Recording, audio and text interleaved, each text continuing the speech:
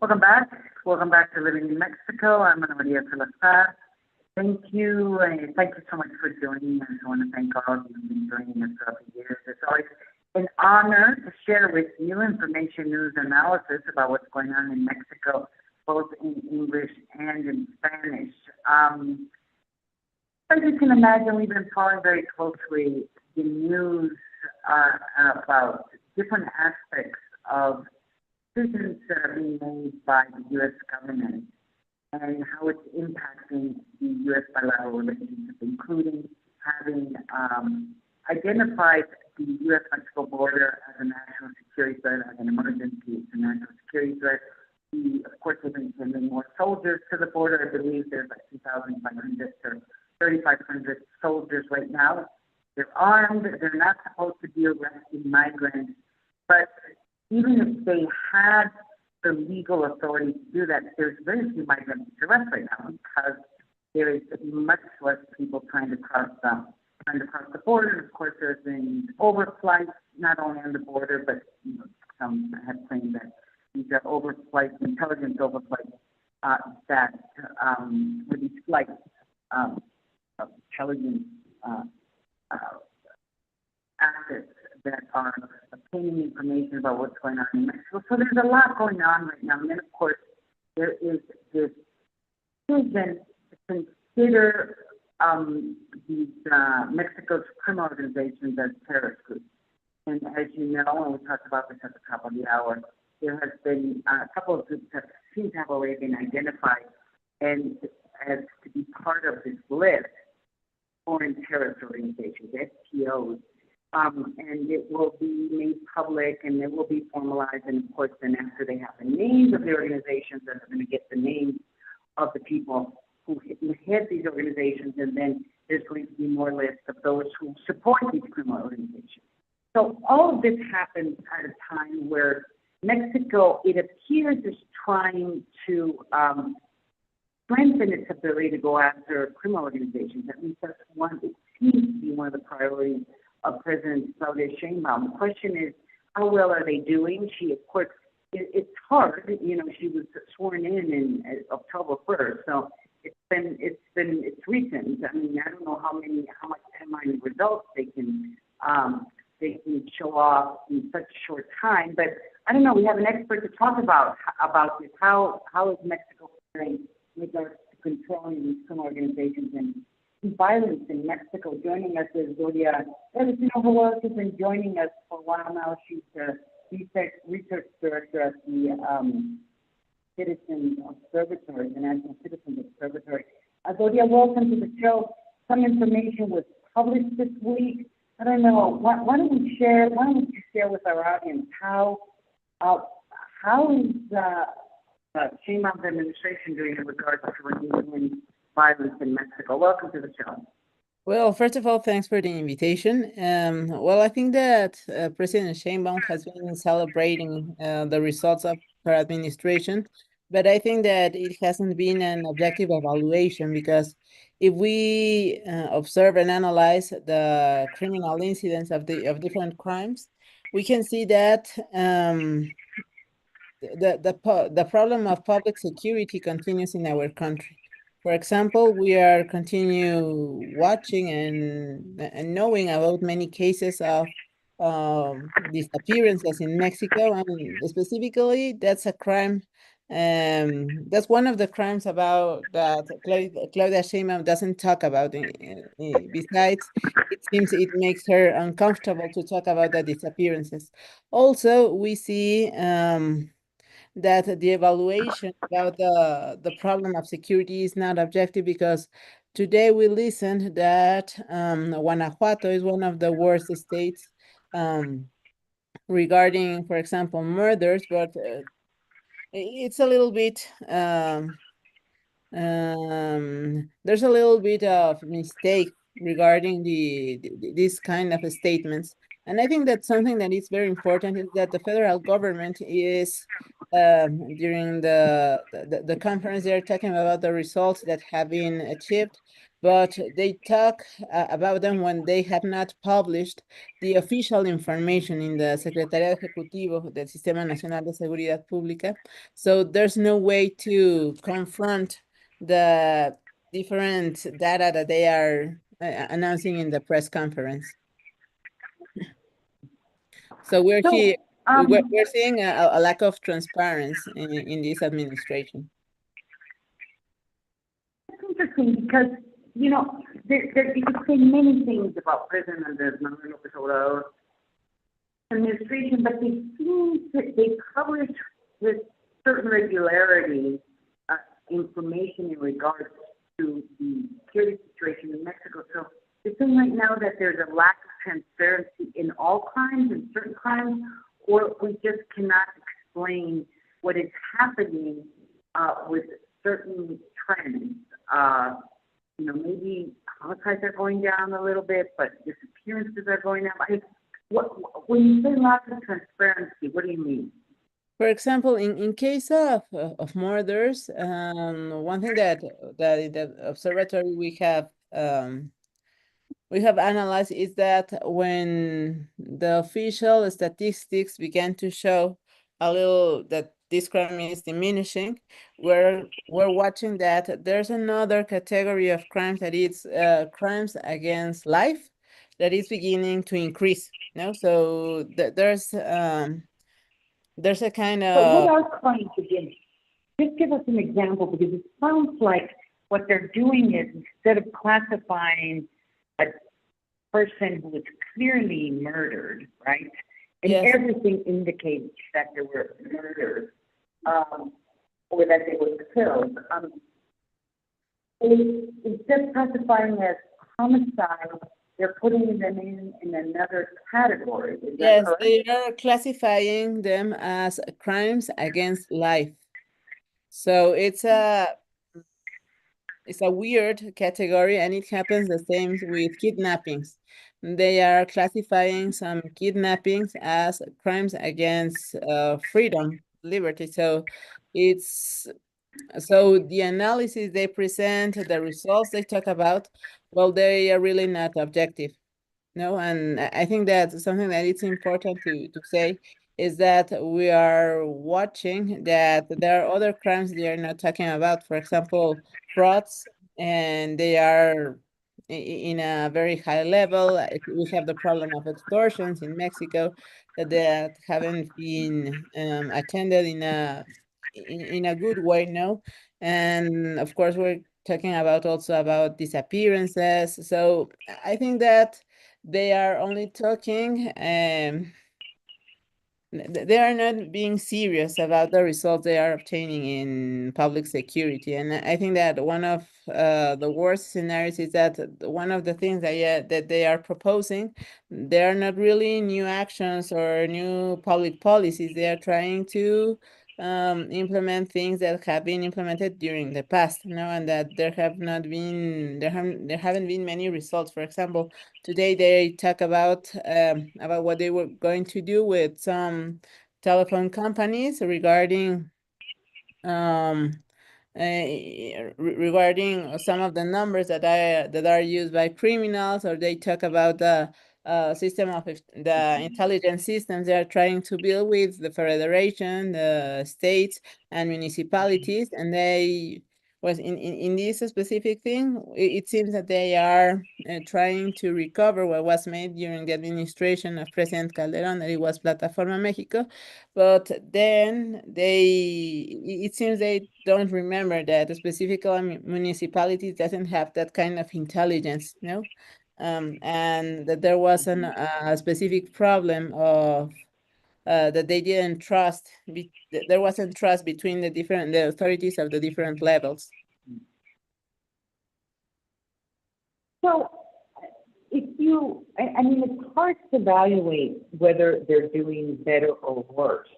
But I'm kind of getting the sense that part of the problem that President Doria is grappling with is that just, a couple of weeks before she was going to be sworn in, this war in Sinaloa just exploded between the sons of El Chapo Guzman and the allies of Mayo Yes. Zambada. And we must remind our audience that Mayo Zambada was taken to the United States. Some said he was kidnapping, he was kidnapped, some said it was a negotiation. I mean, it's, you know, there's not that much detailed information as to what happened, but we could, you know, speculate that somehow he was not happy to be in the United States, and then Chapo Guzman's two kids were in the United States with him that they're negotiating.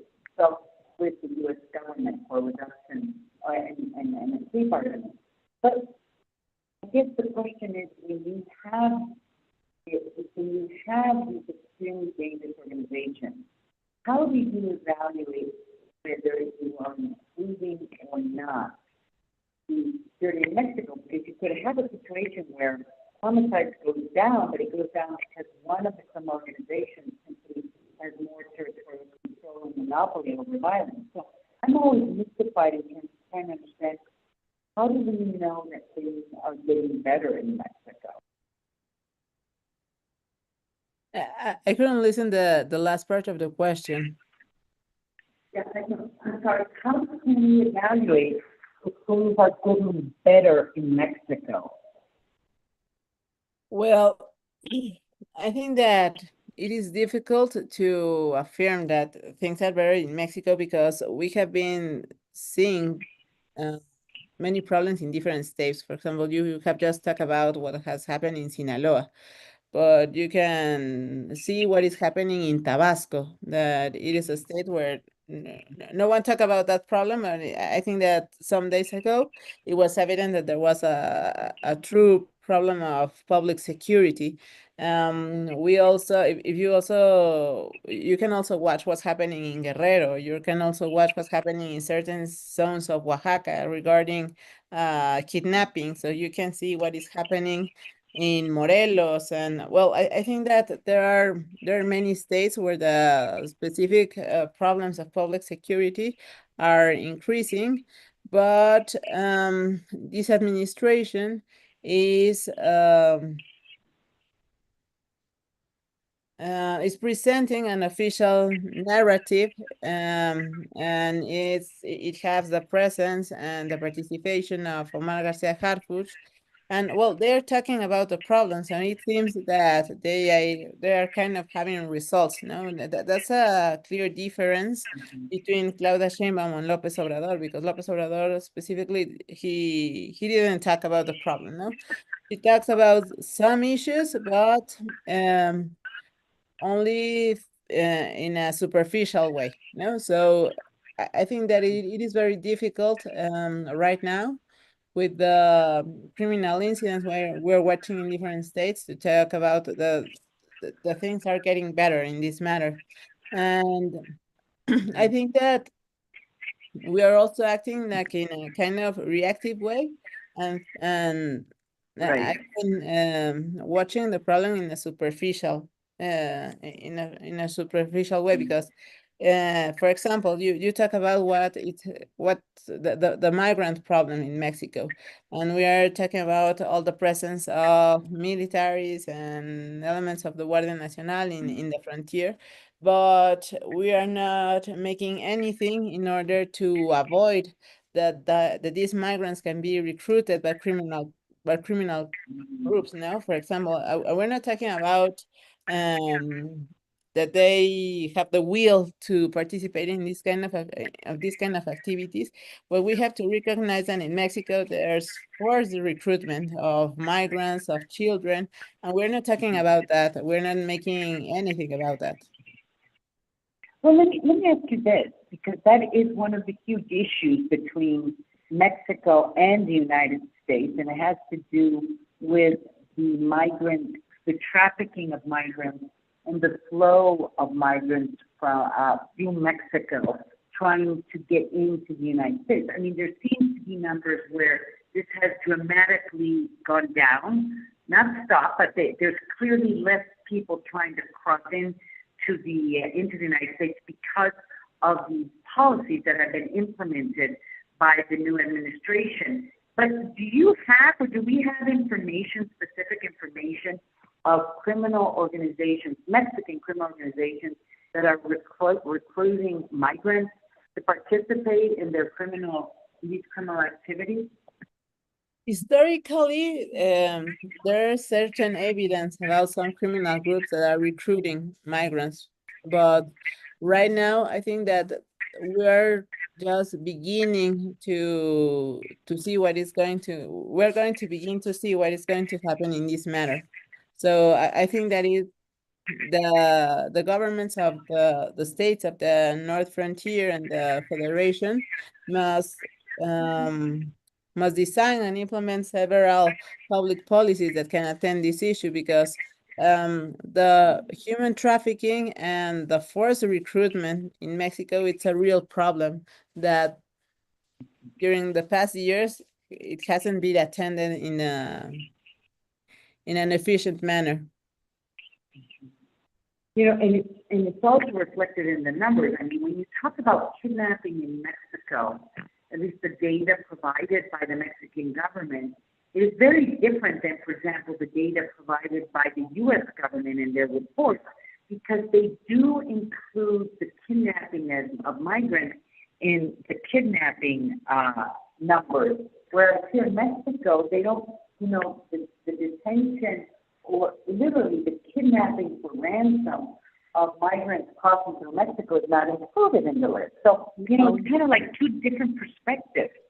Yes, the kidnappings of migrants doesn't appear in the official statistic of crimes. Now, in Mexico, it is not taken into consideration. And that's a huge problem, because all the money that is obtained through these kidnappings, well, it's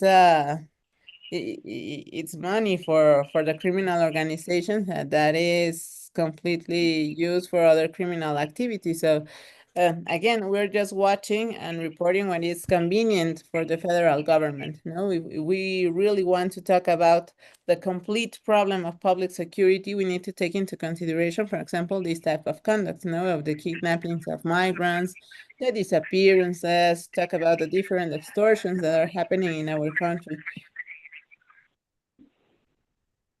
Joining us today is Doria Velez. She is the head of research at the National Citizens Observatory. Let me ask you this. In this context and understanding, I know you've been following criminal trends in Mexico. Do you have any opinion in terms of whether these criminal organizations should be considered terrorist organizations, or should those individuals head these organizations? Should they be considered terrorists? What are your thoughts on this?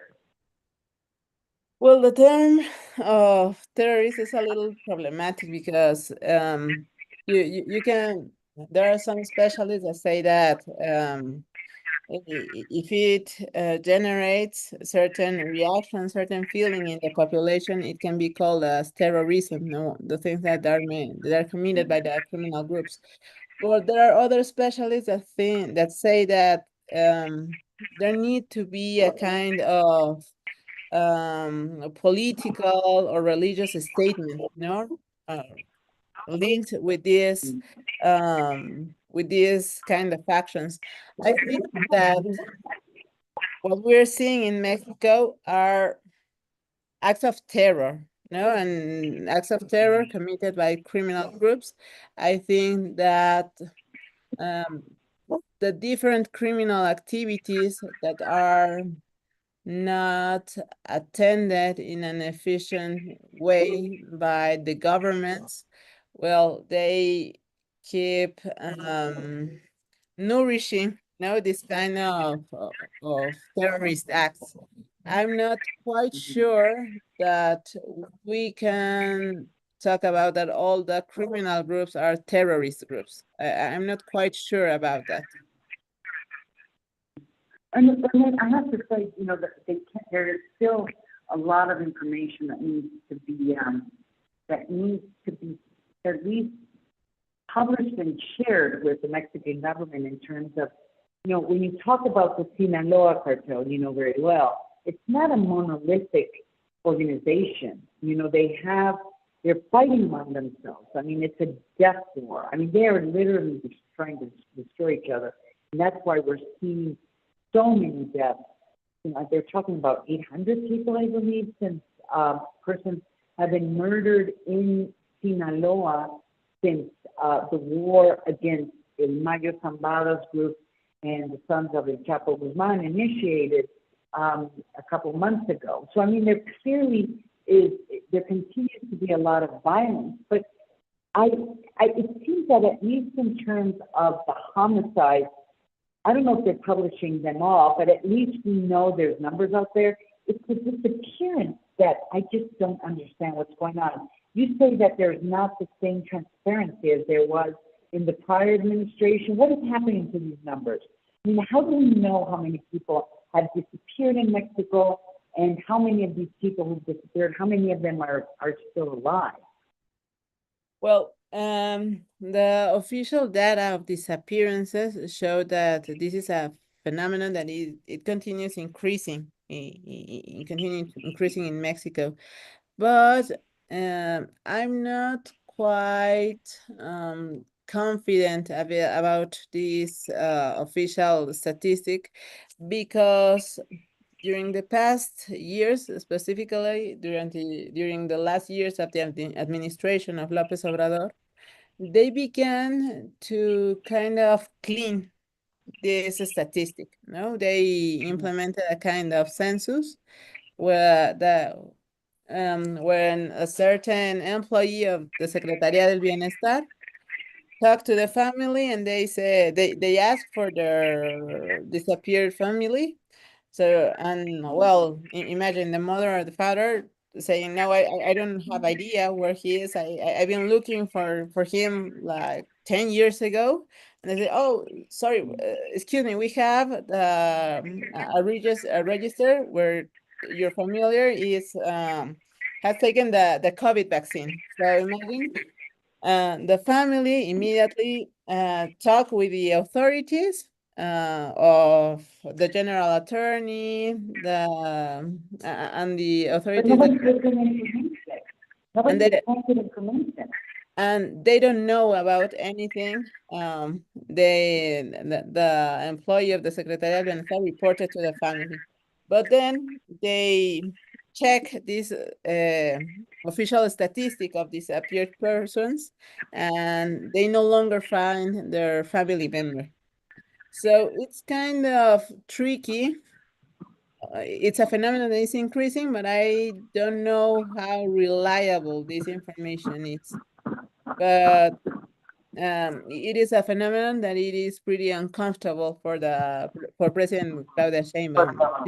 She tries to avoid it. She tries to avoid to talk about it.